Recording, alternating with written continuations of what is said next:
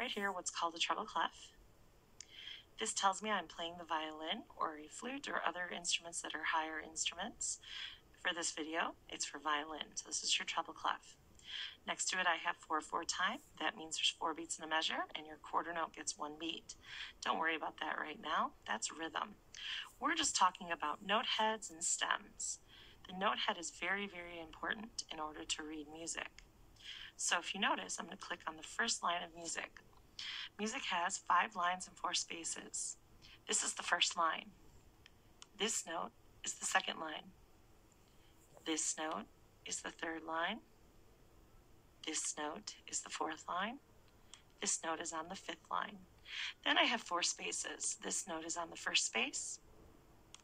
This note is on the second space. This note is on the third space. And finally, there is my 4th space. Now, when reading music, especially for violin, you need to know this note. The second line is super important. That note is a G. And the reason I need to know that is because treble clef right over here, this is a G clef. So this note, if I travel along this line, it cuts right through that G clef. And that line right here is a G. That happens to be 3 on D. So if you just memorize this is a 3 on D, you can figure out every single note you need. So let's figure out our open strings first. So right here in between on this chord, see there's 3 notes, so we call that a chord. In between this note right here on the second space, that's open A. Now if I go 2 spaces higher, I have an open E. Now if I go back to that open A and drop 2 spaces, I have an open D. And then if I drop 2 spaces below that open D, I have an open G. So now I can go through and figure out every single note I need. Here's open G, here's 1 on G, here's 2 on G, here's 3 on G. Why do I know this?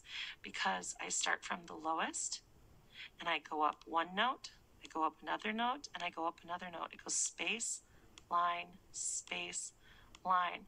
As the notes go higher in the staff, you also go higher in your fingers. So this is open, then I add a finger 1, I add a finger 2, I add a finger 3. Now this note is G. So this note is called A, this note is called B, and this note is called C. Now I can continue on my alphabet, G, A, B, C, the next note is D. Now I'm in the open D string area. This is open D. So this is a 1 on D. I'm going higher. This is a high 2 on D. The reason I know it's high 2 is because there's the sharp sign, this hashtag next to it. Oops, I highlighted the whole measure. This hashtag next to this note makes it an F sharp, which is a high 2. And then we have a 3 on D. So we have open D, 1 on D, high 2 on D, and then my cursor's being silly today, 3 on D. So that's open D, E, F sharp, and G. So that's your D string. Now we move to the A string. This is your A. Notice it's on space 2. It's the space above that special note G. Remember, this is the treble clef. The line that goes through it is a G, so this note above has to be A. And you might be asking yourself, why does A come after G? In the musical alphabet, A always comes after G. There are no other notes. There's no H, I, J, etc. So whenever we run out of notes after a G, we call the next note an A. So here's an A. Here's a 1. Oops, my cursor's being silly today. Here's a 1 on A. Here's a 2 on A. Here's a 3 on A. Now what kind of 2 is that? There's no sharp sign next to it. So this is a low 2 on the A string. So let's figure out our letter names. That's an A. That's a B. That's a C natural. No sharp sign next to it, so I can't call it C sharp. Then I have a D. So A string open, 1, 2, and 3. Now we go to E string. Here's your open E. Why is this an E? Because this note was a D. So here's your open E. Here's a 1 on E because it has a sharp sign.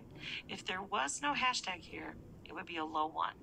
So you have to be careful. If you see a hashtag, which is a sharp, that makes it regular 1, not low 1. Now right here, this G does not have a sharp sign next to it. So it's a low 2 on the E string.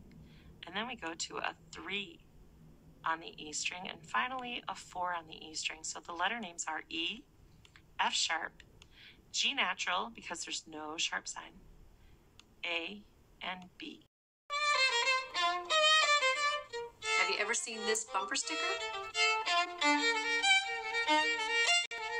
That violin music you hear now, you can also see on a piece of paper, and it looks like this.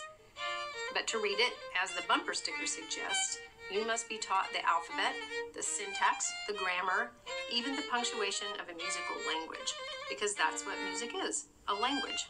History of why and how musical notation started almost 1,000 years ago with no more than a single line and a few squiggles, and over the centuries developed into the 5-line staff system we all recognize today. In our music reading program, we demonstrate exactly how all those symbols and characters relate to your fingerboard, and with simple, interesting graphics, show you the system and logic behind that relationship.